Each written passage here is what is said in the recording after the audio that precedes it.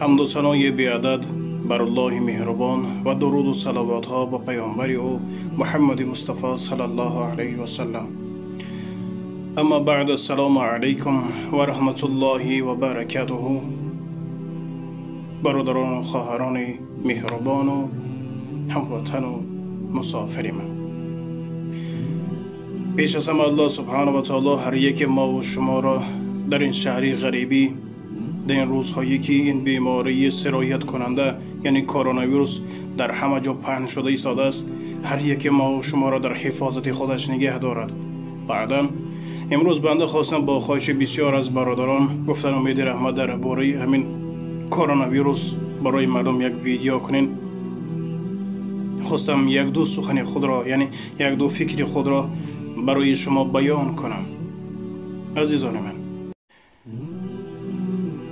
پیش از اونی که در این وقتی که این بیماری پهن شده ایستاده است، به خریداری کردن بلیط و به سوی وطن دویدن، یک چرا فراموش نکنید که پیامبر خدا صلی الله علیه و سلم گفتن در یک منزل قرار دارین که از اونجا وبای پهن شده است، از اونجا به جای دیگر کوش نبندین.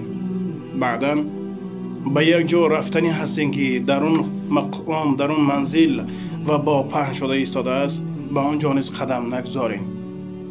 یعنی چی؟ چیزی که مردم روز میگن بعضی از هموطنان ما و شما همون ایمون سیستم اونها خیلی سست است و همون ویروس زود به خود قبول میکنن. وقتی که به وطن دوان پرواز کرده میروند، اونجا پدر و مادر و بیبی و بابای سال خورده دارن. خب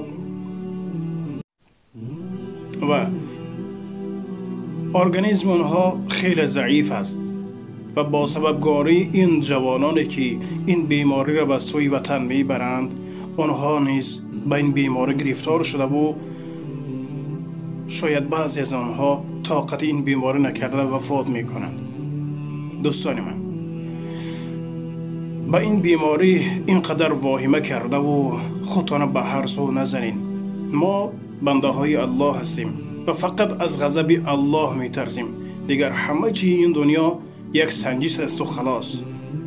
خب بسیاری مردم میگه من از الله میترسم، لیکن در حال وقتی این بیماری پهن شد به سوی تاجیکستان میدود، در اون حالی که شاید همان انسان در تنه خود یک ویروس داشته باشه و بعدا به نزدیکان خود عموما به وطن میگذراند. الله نگه دارد، الله نگه دارد. برادرای من، همچون یک برادر، مسئولیت من این است، خواهش من این است که در وقتی که این بیماری در تمام روسیه الان پهن شده ایستاده است، بهترش همون کرانتینی که الان گفته ایستادن اون رو اجرا کرده و در خانه نشسته و فقط دعا کنین که اللهم اینی اعوذ بک من البرص والجنون والجذام و من سیء الاسقام.